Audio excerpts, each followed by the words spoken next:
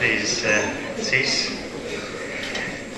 Before we proceed, may I request our guest speaker this morning, Dr. Ashok Gulati, Dr. Gurdev Singh Khush, Dr. S.S. Johal, Dr. Singh, Dr. B.S. Dhillon, and Dr. D.S. Barar. Please come over to the dais, please.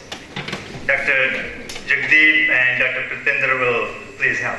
From the foundation, may I request Dr. Barar to please welcome our guest speaker and other dignitaries with a bouquet of flowers. Dr. Barar, please. And our PhD students, Ms. Parmpreet and Ms.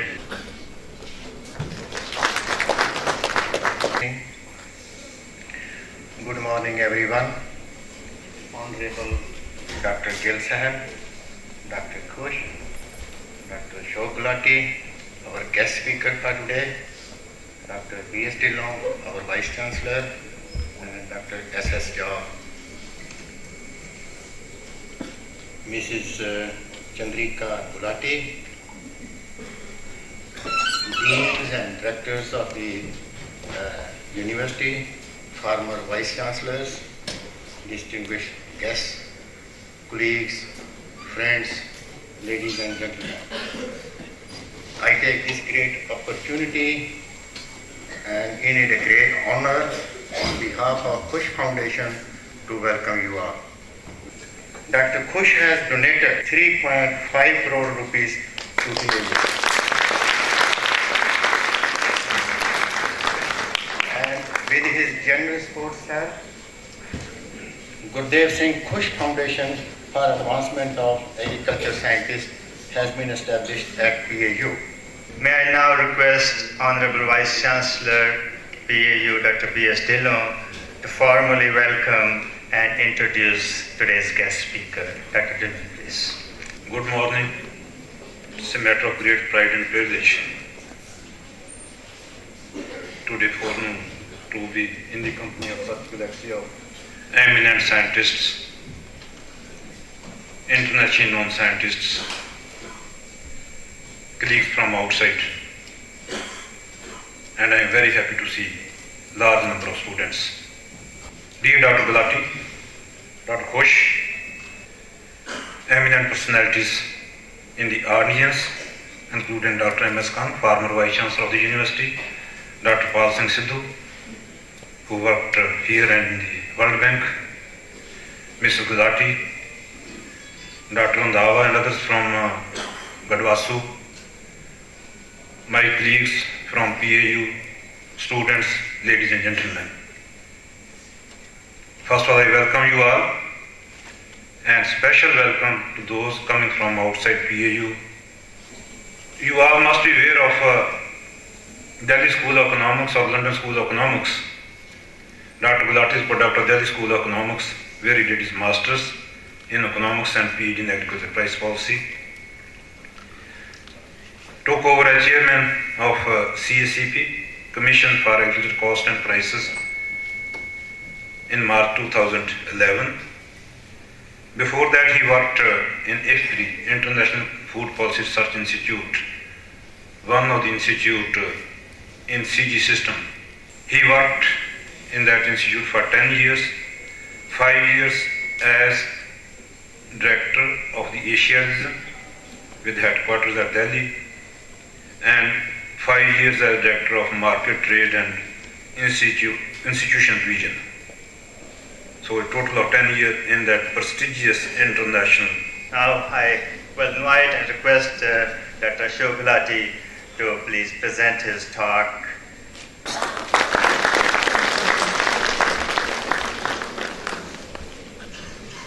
Thank you, Gulati. Very honorable and distinguished personalities on the dais, Dr. Khush, Dr. Singh, Dr. Barar, Dr. Dhillon, my earlier guru, Dr. Gulati from the ACP, former Vice Chancellors, Deans,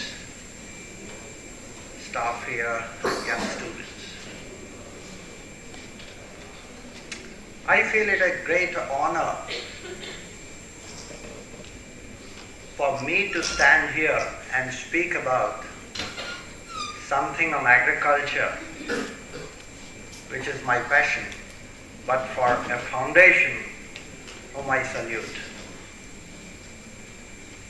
So what I'm going to talk here for the next 40-45 minutes, permit me to say 5 minutes on something personal, and then about 40 minutes we will devote on the subject.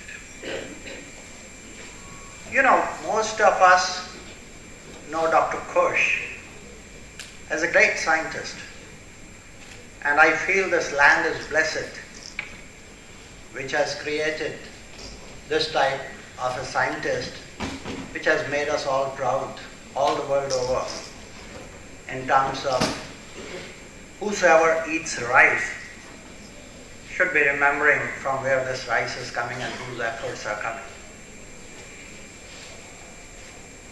When I did my PhD, it was on wheat, and I loved it so much, and when my first daughter was born just after that, I named her after a variety of wheat. And when she was 3 or 4 years old, we noted that she loves rice. So much so, one day some relation came home and she asked, "Do you love your dad more or do you love rice?" And she said, "Rice."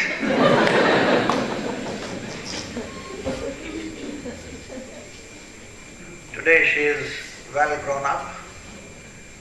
She is an executive in an organization, but she still has that hidden passion on rice, and she is doing corporate world and connecting the Indian and the US business sitting in Washington. But in her heart, she is still trying to write a book on rice and culture. How it has affected the culture of South and Southeast Asian economies particularly, and how the two intermingle. And I'm glad to say here that Dr. Khush, that's a coffee book table. It's not a hardcore, technology and this and that. Coffee book table, so that whenever you come home, you can see from where these things are coming. And Dr. Khush had promised that he'll write a foreword to that whenever that is completed. I'll come back to you. But before I get to the topic, I also want to share my feelings. I had the pleasure of knowing him as a scientist, also as a good, I would say, guru, friend, mentor, whichever the way you take it. But then when I was thinking, an inspiration that you get, of course as a scientist, great, but I haven't seen many people who are such great, excellent scientists, but also most humble. The humility, and that is what touched me most, I would say perhaps more than his science. As a human being, so much grounded. How many people have the guts to give all what they get as prizes? And to me, I was thinking and talking, and I thought he is one of those, permit me to say that, sir. You know, in Akbar's time, there were Navratna. And one of the Navratna was Rahim, Abdul Rahim Khan Khana. And he had this great habit that he used to give whatever he used to get. He was famous in giving. And one day this message came, and many of you must have listened to Anup Jalota's thing.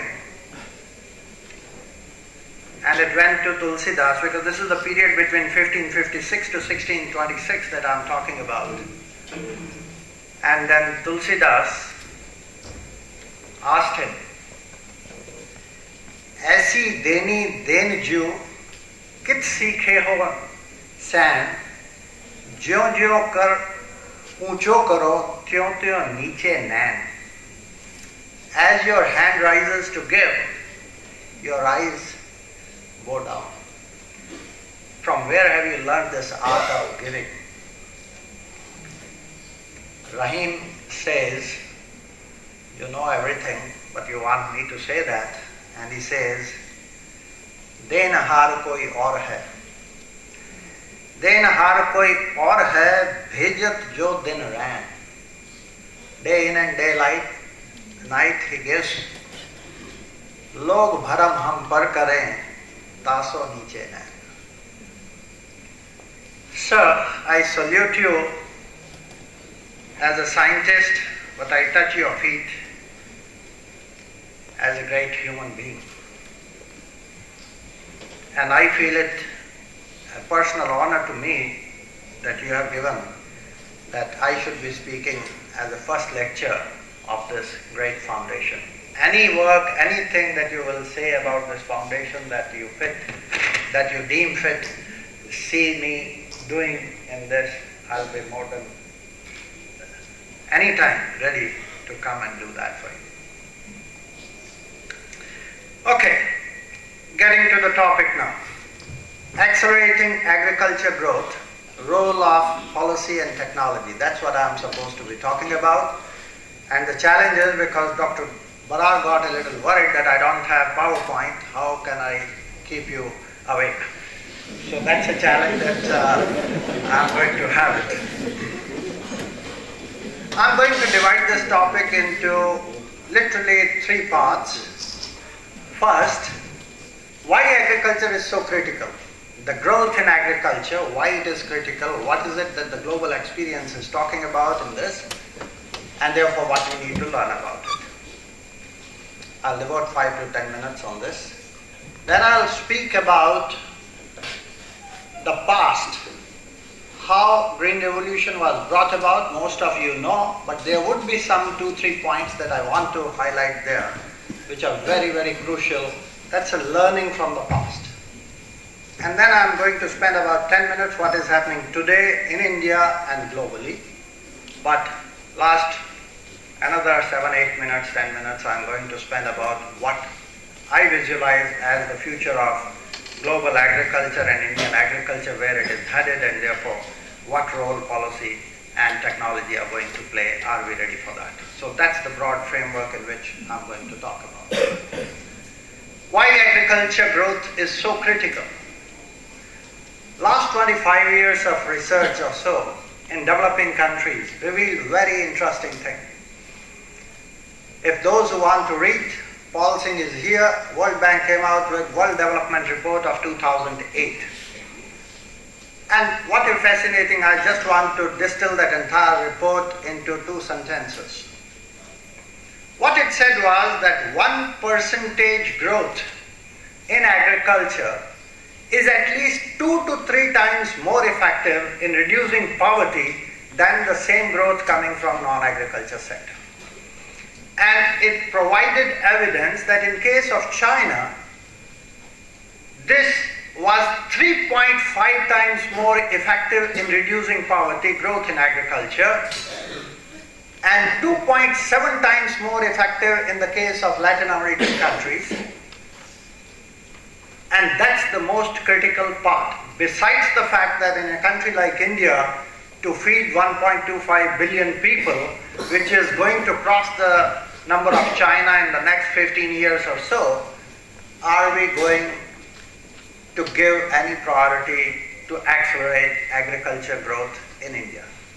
Now I want you, not the PowerPoint, but visualize in your mind the dragon, the China story, and the India story.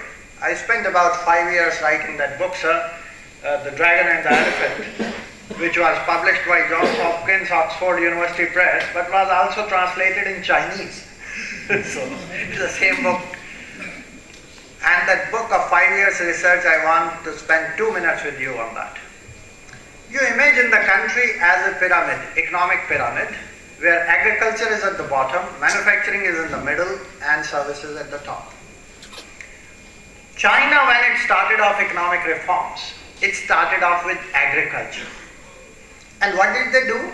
Many people know that they dismantled the commune system and went in for household responsibility system. That means land was given to individual households to plow. Earlier they were having communes.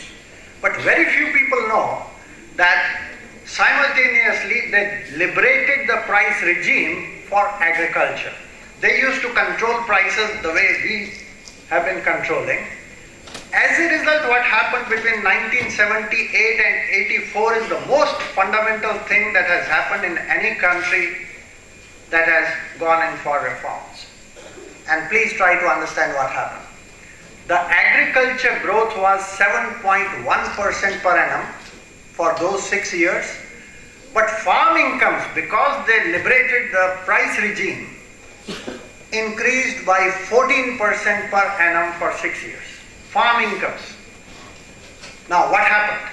When the farm incomes were growing at 14% per annum, those rural folks, when they got sort of money, they started demanding goods which were being produced by the manufacturing sector, very small manufacturing sector. It was called the town and village enterprises, our small scale industry type. And they could not cope up with the demand because such a huge demand was coming from the bottom. So they had to invest and scale up very fast to satisfy the domestic demand coming from the rural areas. So town and village enterprises started expanding. And that is today the manufacturing revolution of the world today, the manufacturing base of today.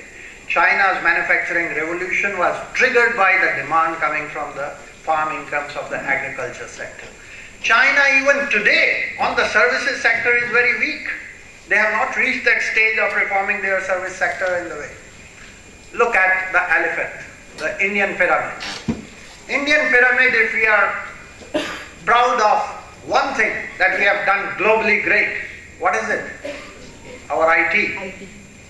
It's the top end of the pyramid. So the Bangalore techies have got a lot of money. They are globalized. But our manufacturing sector is still struggling. Whether we get 2% rate of growth or 5% rate of growth, it's still a major challenge. Have you heard of any major package of agriculture reforms in this country in the last 20 years? So what's the difference? The dragon fired the whole process from the bottom and we are coming from the top. They directly attacked poverty and we have poverty reduction through trickle down. Therefore, very important thing that happened, China halved its poverty, cut it by 50% in 6 years. No other country in the world has done this in the last century. Within 6 years, China reduced its poverty from 30% to 15%, between 78 to 84. We took 18 years to cut down our poverty from 45% in 93 to 22% in 2011 as per the Tendulkar Committee poverty line. Now there is a big debate on that question whether that Tendulkar poverty line is the right or not. You may change the level whether it is $1 or $1.25 or $2. The levels may change but the trend will remain broadly the same. So 6 years versus 18 years. Now what did it give China? It gave China a legitimacy to reform, because the mass was convinced that it is for our benefit. But in India, reforms were by stealth. Chup karke kar lo. There is no mass support, mobilization for economic reform, because who is gaining? At the top, 5%, 10%, 15%. The mass is still feeling that we are not getting much. It's not that they haven't got anything. They have got something, but not as much as the China story. Therefore, policy is very, very critical just to understand this. Second point, within this, what has been the experience of our agriculture? It's very interesting that Indian agriculture, if you look when the reform started off, between 92 to 96, the average annual rate of growth of Indian agriculture was 4.8%. But in 97, the East Asian crisis happened. And our growth collapsed. 2.5%. Next plan, 9th. 10th plan, 2.4%. So for 10 years, we were struggling at 2.5% rate of growth in agriculture. And if the population rate of growth at that time was 2.1 or 2.2, what were you getting? For 10 years, you were on per capita basis, you were hardly getting anything. And that's the illusion, and that's the frustration many people felt. But after 2004-5 or so, the last 11th plan, I would say, came back, the revised figures which were released just 2-3 weeks back. The rate of growth in agriculture is again back to 4%. 4% only. But then in 12-13 again it collapsed to 1.4%, and this year 13-14 it is likely to be 4.6%. So no big things the way China did, 7.1% and farm incomes increasing by 14%, and therefore we don't have those types of results. So we need to do a lot of changes within agriculture to accelerate growth, and unless we accelerate growth, we cannot remove rural poverty very, very fast. Nevertheless, I must give one credit. After 2004-5 or so, growth in agriculture primarily depends upon, or any sector, how much is the investment in agriculture. The incremental capital output ratio in the economy and agriculture is 4:1. That means if you invest 4 units, you will get 1 unit as a growth. That's how plans are made for the country as a whole. Now, if you look from 1980 to 2003-4 or so, we were investing in agriculture which was only 10 to 12% of agri GDP. That means the long-term rate of growth that we could expect, given an incremental capital output ratio of 4:1, you could not expect more than 2.5 to 3% rate of growth. Roughly, that is the range in which we have been getting. But after 2004-5, something dramatic happened. The global prices improved. Gradually, we have been opening up our agriculture, and our agriculture prices started catching up with the global prices. That's the importance of the globalization of desi farming, I would say. Today, the price index of Indian food is at 210 in 2013, which was 100 in 2004-5, and it is the same for the FAO food price index, exactly at 210 in 2013. So we have just converged with those prices. Now the result of that was that the private sector investment in agriculture have increased, and they have gone to about 20% of agri GDP. So logically, we should be getting today 5% rate of growth in agriculture. We are coming nearer to 4 now. Whether we can sustain 4 and accelerate it to 5, that is what we have to see. So that's one part of the story. Now, how do we accelerate that? That's what I'll come down to. Now, let's spend 5-7 minutes to when we had one of the best phases in agriculture, the Green Revolution story. All of us know, but I want to bring in the importance of, besides technology, a policy question. We all know Norman Borlaug, the great inventions that were done in wheat and rice, right sitting here. I need not go into IR8 and IR36 and 64 and all those things that you know more than me. But what I know is the following. C. Subramanian, if he had not taken the political debate in the parliament to import 18,000 tons of those seeds, Lerma Rojo and Sonara 64, from Mexico at that time, then I doubt whether we would have seen the Green Revolution. Because those seeds of wheat at that time had to come from outside. And we had to do the indigenization of those seeds. And it was a policy decision. And policy decisions many a times need real leaders to fight it out at a political level. because policy making is in the political realm. And unless you fight it out with facts, figures, everything.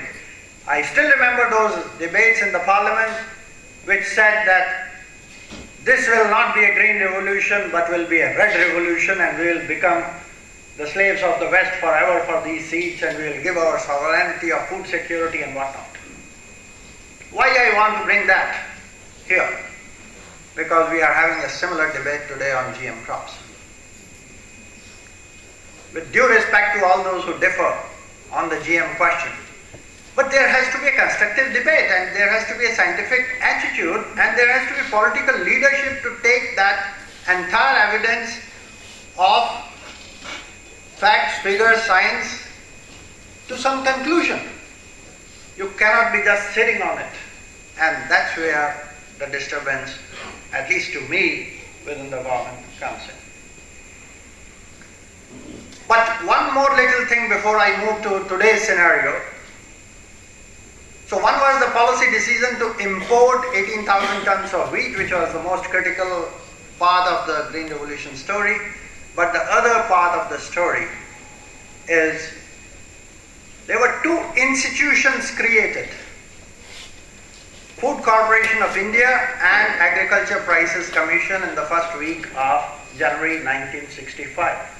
So when we were importing seeds, we knew the production is going to go up, but when the production goes up, normally what happens? If there is marketing infrastructure is not in place, prices collapse, and then farmers say we don't want, because we will be losing if we produce more.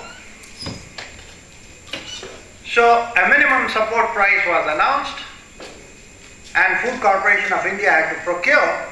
And I remember you people were right here, many of you, when the schools had to be closed down to keep the grain stocks. The first FCI godowns were the school rooms. That's the story. But the part of policy here is that technology on its own perhaps cannot do those wonders unless you fix the markets and unless you fix the incentive structures in place. Then it can become a revolution. When the farmer feels that he is going to get out of it quite a bit, therefore he will lap up that technology, he will steal that technology, he will do whatever to get that technology. But he must get a price. He must get a market which is remunerative enough so that his prosperity comes along with it. So there are two lessons. One is the political lesson on the policy front, and second is the lesson: get the markets right, get the prices right, so that incentive structures are right, and then farmers will lap it up. This is the lesson we learn from Green Revolution. What is happening today? In 2006-07, India imported 6 million tons of wheat. And I knew there was panic in Delhi. And many of the very respected scientists of your tribe, they were very worried that this is a shame to India that we have to import again 6 million tons of wheat. And 2007-08, the global prices of food erupted. It was like a volcanic eruption. And government of India again became very nervous. And I remember 3 meetings with 3 great international experts, including my Director General from IFPRI. I was in that meeting with the Prime Minister, and PM asked him, what do you think about these global prices? And my Director General said, sir, for the next 8-10 years, we expect these prices to remain high. And that created a panic. FAO DG had come, he said the same thing. Jeffrey Sachs had come, he met the Prime Minister, he said the same thing. As a result, India put a ban on exports of rice and wheat in 2007, September. And then we also launched in 2007 a National Food Security Mission to increase the production of rice, wheat and pulses. We targeted 20 million tons additional production in 5 years. 10 million tons of rice, 8 million tons of wheat and 2 million tons of pulses. And what happened? How much did we achieve? They went in for all the technology and farming practices in rice in the eastern belt where the potential was, including hybrid rice and cereal, farming practices and direct seeding, all these technologies that you know 10 times more than I know. Anybody here, by how much did we increase the food grain production? By 11, 12, 5 years, over 6, 7, we increased food grain production by 42 million tons. Our target was 20 million tons. And our exports of wheat and rice were banned during that period. So what would happen? Will you start eating more wheat and rice? As your income levels go up, the per capita consumption of cereals goes down, not going up. The per capita consumption. So production was going up, exports were banned. You were not consuming from 2 chapati or 4 chapatis to 6 chapatis, you were coming from 4 to 3. So you could not absorb. And it ended up in government stocks. And government stocks, which were 23 million tons in 2006-07, reached 80 million tons as on 1st of July 2012. 80 million tons. When I joined on 1st of March 2011 CSEP, and my first report within 5 weeks I had to give to the government, and I looked at the numbers and I said, my heavens, this is going to be a crisis of plenty, it's going to be a disaster. So my first major recommendation to Government of India was, sir, please open up the exports of wheat and rice immediately. At least 5 to 7 million tons of wheat and 5 to 7 million tons of rice must go out of the country, otherwise, perhaps colloquially as we say, we will be all buried under a grain. It took 6 months, and of course there are other forces within the government that work on that. It took Government of India 6 months, but finally in September 11, we opened up exports of wheat and rice, common rice I'm talking about. Would anybody guess here how much did we export? In the year 12-13, and I was talking to some key people, very high level people, including ones with the Prime Minister. Sir, in 12-13 financial year, India exported 22 million tons of cereals.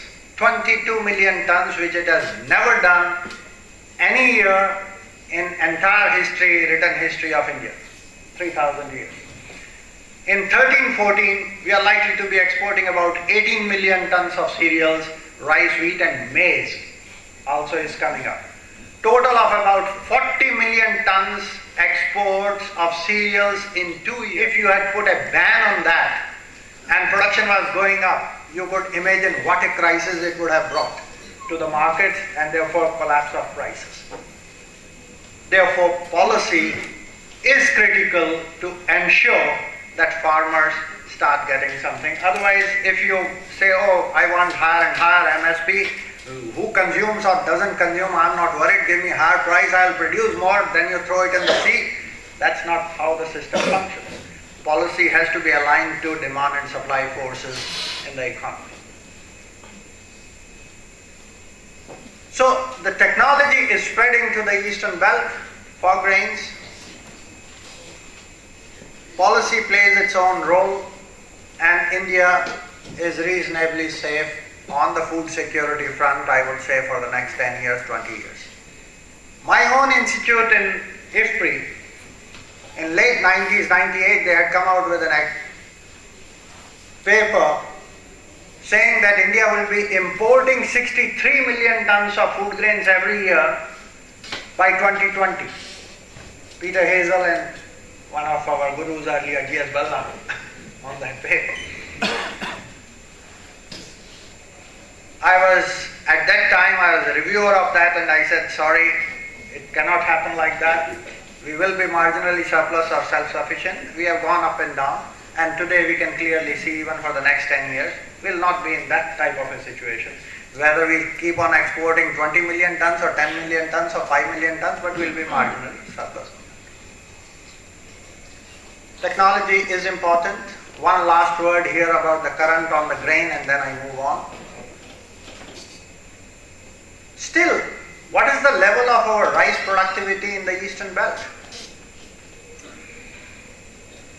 When I look at China, China is producing 144 million tons of rice from 29 million hectares of land.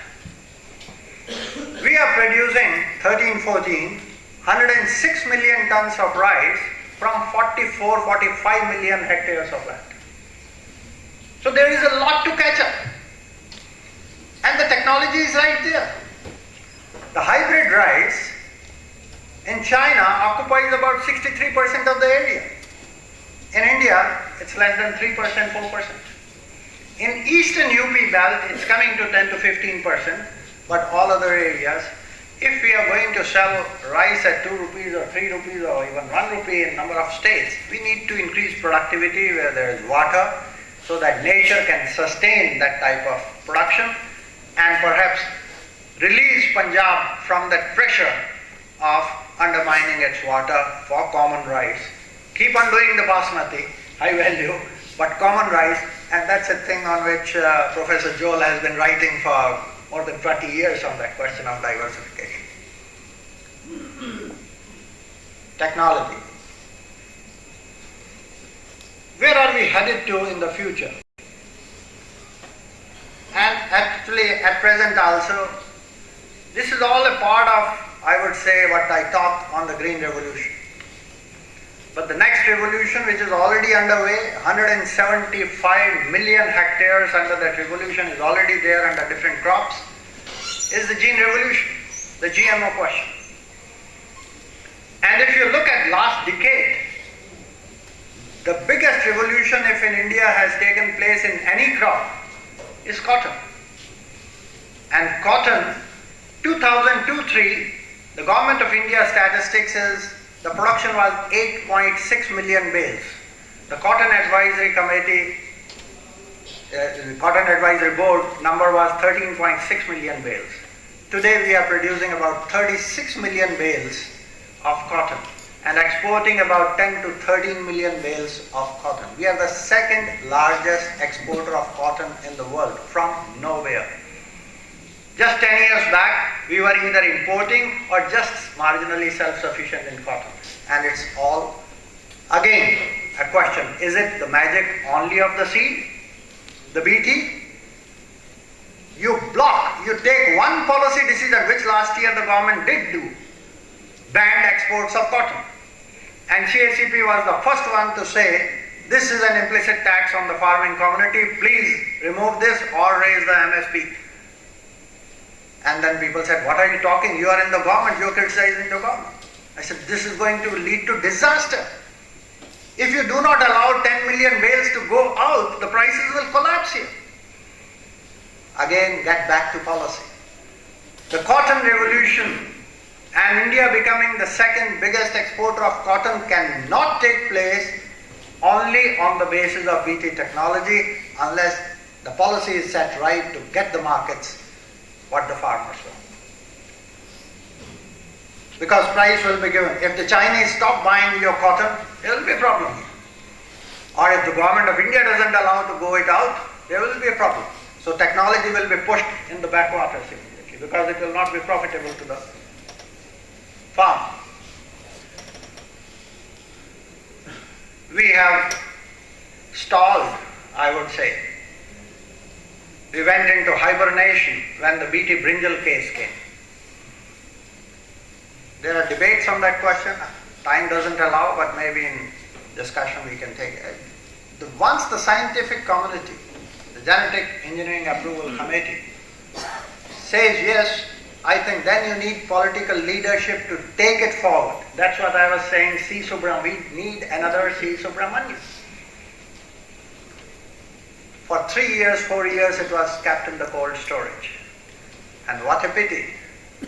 Same level of food safety tests Bangladesh has done, and Bangladesh just, I think, 2 months back has released it for commercial production. And as they say, maybe BT brinjal will come via Bhatinda to India, via Bangladesh to India. We say anything coming differently via Bhatinda. So that's, even cotton came to the farmers' fields before it was approved officially by the government. What I want to say is that the scientists do a great job, but then the political leadership has to rise and have a scientific outlook. Yes, there are risks. All the things that we do involve risk, including driving of a car. But then somebody has to take a call. You cannot keep a thing for 3 years, 4 years, 5 years in the cold storage. I think that's where I would say political leadership has to rise to the challenge and the occasion that it provides. What is waiting in the wings? A big revolution that is waiting in the wings, whether it is GM or through hybridization, is biofortification. This is a technology because India, unfortunately, has very high levels of malnutrition, especially amongst children. Women, almost 70% of our women are deficient in iron. We need to inject. That does not necessarily mean GM, it can be non-GM route also, to put iron, to put zinc, to put whatever minerals and vitamins that we can, how we can fortify. Already the crop this year was released was the pearl millet with more iron. Now can that be scaled up like a revolution?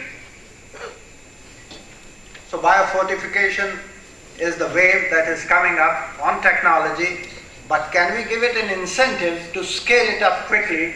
And I was talking to the director of biotechnology, Harvest Plus, Saudi boys, and he said, Ashok, can you connect me somehow to these people, how do we distinguish, how do we scale it up?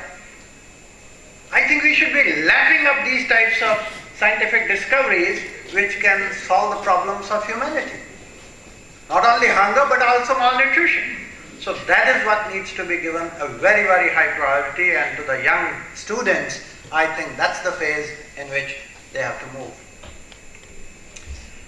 I will talk just 5-7, how much time I have, I don't know. Is it okay, 5-7 minutes? What I'm learning about the future that is coming up. I happened to be at Iowa in the last World Food Prize ceremony, where I also met Dr. Khush there, and the next ones that are, all the three that have been awarded this year or last year were from the GM family, so-called. But something interesting that I learned not from those scientists was from another philanthropist who is a farmer. And like Dr. Khush, he has also donated $3 billion. And he came out with a book. Howard Buffett is the son of Warren Buffett, the great billionaire, but Howard Buffett is a farmer. And very fascinating book that he came out, I think if you get a chance to read, 40 Chances. He said everybody gets 40 chances in his life to do something different, something new. And he talks about that the future revolution is not just green and gene, it's going to be brown. And what is that brown revolution? And he says that for Africa particularly that is more suitable. And he is using the technology. John Deere has got such equipment and machinery where when they are harvesting, they are simultaneously taking a sample of the soil. Each square meter of land is being analyzed by the soil structure. And immediately that data is sent to satellite. It analyzes what is the balanced nutrient component that this square meter of land needs and orders the machinery to release this much of N and this much of P and this much of K and this much of other things. So the most powerful technology, IT, and linking it to satellite and linking it with the machinery, each square meter of land, what exactly it needs to give you the best, because we have exploited this Mother Earth so much that she is suffering by overproducing many a time. So you need to nourish the Mother Earth. And when you need to nourish the Mother Earth, you need to exactly know what are the minerals that it needs. And that is where technology can be used. So technology is not just seed. Technology is also knowing about the structure of Mother Earth, the soil structure, and feeding it exactly in the same manner as it can give us the best possible results. And that is the future that is coming in very quickly. Can we do that? How many farmers here have even soil testing cards? What I hear of NPK ratio, the signals that we give on policy front, urea is in India about $85 a ton. All the world over it is $300 plus a ton. And our farmers use so much of urea, it gives greenery to the plant without the grain. So NPK ratio, which I am told should be 4:2:1, in Punjab it's like 20 plus is to 6 is to 1. Punjab, Haryana totally out of line with the nutrient balance. I think it should be a compulsion. Now, how do we incentivize farmers to get this thing done? And we were working out, we have been saying, oh, this power subsidy or fertilizer subsidy or irrigation subsidy, is there a solution? Scientists all say, oh, diversification will not happen unless we do streamline these things. But political masters say, sorry, we cannot raise these prices. Now, can we do an innovative policy solution which is a win-win situation for the political masters, for the farmers and the scientists? In China, they were facing a similar situation, and what did they try? They are still experimenting on that. They said, okay, farmer today is consuming so much of water, let us say 100 units. And scientists feel this is too much, it is not needed for the plant. You can save at least 30% easily without giving up your production. Now, if you save 30%, that means augmenting 30%. What will be the cost if you want 30% more water? Can you give that saving? If you tell the farmer to save and I will give you 10,000 rupees for saving this because it costs me even more to produce that 30 extra. So if you give an incentive to the farmer for saving whatever fertilizer consumption he saves, how much subsidy we are giving? Can't we give 75% of that to the farmer? And tell him, use only this, that is what is needed. So if you give more money to the farmer to save, then you are doing innovation in policy. The scientists otherwise will keep on telling you, you don't need this much fertilizer, or you need more of P with this, or more of K with this, or do this.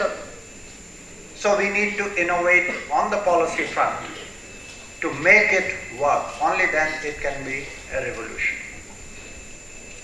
Last, I've talked about largely agriculture, which you feel is wheat and rice.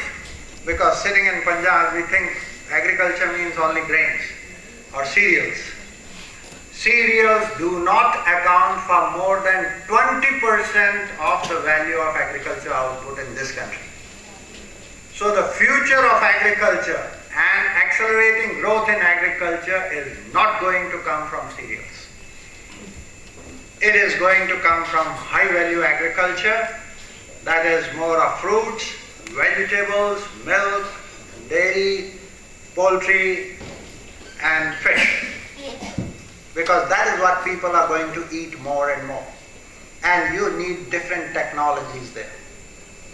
you need technologies, and that whole thing has to change from farming to a value chain approach.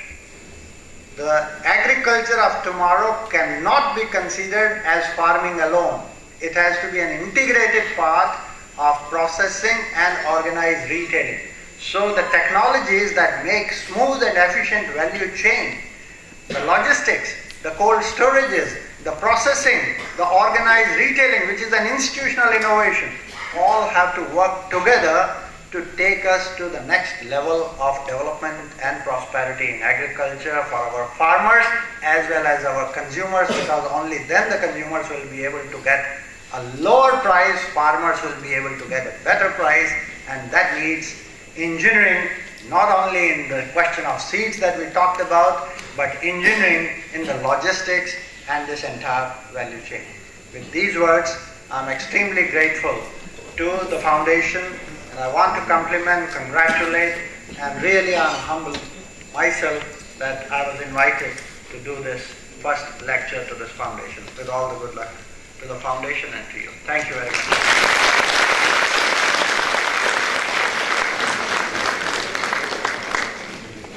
Friends, ladies and gentlemen, and dear students, you have listened to a very prominent economist of the country, for whom I have very high regards. In his depth and spread of thinking, he is very comprehensive. So this is to initiate the discussions. It's better now invite the questions and take the discussions further. Thank you very much for listening to me. I must thank first Professor Joel for a detailed sort of comments on the presentation and his own views on many of the things which are very critical. I'll take up some of them as a part of the questions that you have put in, and if you permit me, I'll not go in the order in which the questions are asked, but I feel the importance of the issue is more critical. Let me start with the question of subsidies and investments. If you look around India and many of the Southeast Asian countries, including China, the resources going to Indian agriculture, public resources, are not less as a percentage of agriculture GDP. I'm talking about public resources. The problem that is there is that they are going where 80-85% of those public resources are going in the form of subsidies, and only 20%, 15% are going as investments in agriculture. Now, in my earlier incarnation, we did some work, solid research, which takes about 6 months to 1 year to do that type of work for one country, and we did it across 5-6 countries. What is the marginal return if you want to put in $1 billion into agriculture through subsidies or through investments? Now, it is very interesting. In the case of India, we analyzed over 3 to 4 decades that the marginal return that you get, please note, if you invest in rural roads, it is almost 9 times more than what you will get by giving fertilizer subsidy. Same money spent as fertilizer subsidy vis-a-vis rural roads. Agriculture R&D is the next. Irrigation, even education and health give you much higher returns. The returns are normally 3 times to 9 times more. That means if you spend 100, you may get 300 to 900 more as returns, vis-a-vis if you give the same money as fertilizer subsidy or power subsidy or credit subsidy or whatever. So it's the worst form of resource pouring in that we are doing. Now, a question was asked sometimes then, why our political masters say, in my lifetime, I'm going to go that way. Now, where is the fix? When the scientific community is more or less convinced that the returns are on this side, political masters say the returns are on that side, and the whole thing is about the horizon